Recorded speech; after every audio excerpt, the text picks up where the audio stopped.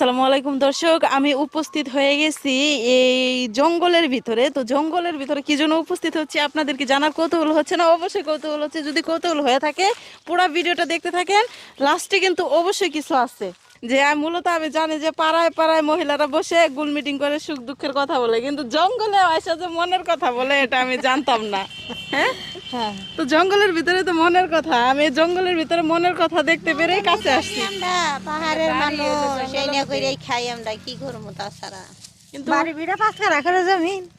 তারপরেও আমি এই জীবনে ফার্স্ট টাইম দেখলাম যে জঙ্গলের ভিতরে মনের কথা হয়।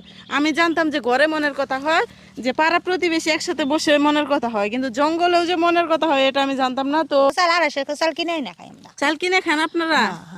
সবাই চাল কিনে খান? আমরাও চাল কিনেই খাই। তাহলে তো দুঃখের বিষয়। যাই হোক, তো এক দরা চালের দাম কত? 280 টাকা। এক দরা চাল 280 টাকা এখন। 300 টাকা। নেন।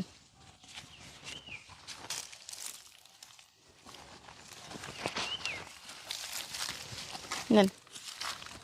আর জঙ্গলের ভিতরে সবাই যে জঙ্গলের ভিতরে বসে মনের কথা বলতেছেন, এ জায়গায় যে আপনাদেরকে এসে কেউ একটু সময় দিবে এটা ভাবছিলেন? না না না, এটা কখনো আমরা ভাবছিলেন? কখনো ভাবিনি যে মানুষ আঙ্গেরে সময় দিব, এটা কি বাপা যা এটা ভাবা যায় না বাবার বাহিরে। তো একটু ভাইবা নেন যে আমি চলে আসছি একটু সময় দেওয়ার জন্য, আপনাদের কাছ থেকে একটু দোয়া চাওয়ার জন্য, যে আপনারা কি করতেছেন মূলত জঙ্গলের ভিতরে, তাই আপনাদের কাছে চলে আসছি। তো আমি আমার সামর্থ্য অনুযায়ী সবার জন্য যতটুকু সম্ভব ততটুকু চেষ্টা করছি। আচ্ছা, এখন কি আপনারা খুশি আছেন? খুশি থাকলে কি বলতে হয়? খুশি খুশি। খুশি থাকলে খুশি বলতে হয়, খুশি থাকলে আল্লাহ শুকরিয়া আদায় করে হাসি মুখে বলতে হয় আলহামদুলিল্লাহ। আমরা তো চাচু বুড়ুক মানুষ অত বুঝি নাই, না যা কয় আলহামদুলিল্লাহ। দর্শক দেখেন গ্রামের সহজ সরল মানুষ কাকে বলে, এই চাচিকে দেখলেই বোঝা যায়। আর এরকম ভিডিও আপনাদের কেমন লাগে, যে জঙ্গলের ভিতরে মনের কথা, আজকে হচ্ছে জঙ্গলের ভিতরে মনের কথা, এরকম ভিডিও আপনাদের কেমন লাগেছে কমেন্টে অবশ্যই জানাবেন। যদি ভালো লেগে থাকে একটা শেয়ার দিয়ে পাশে থাকবেন।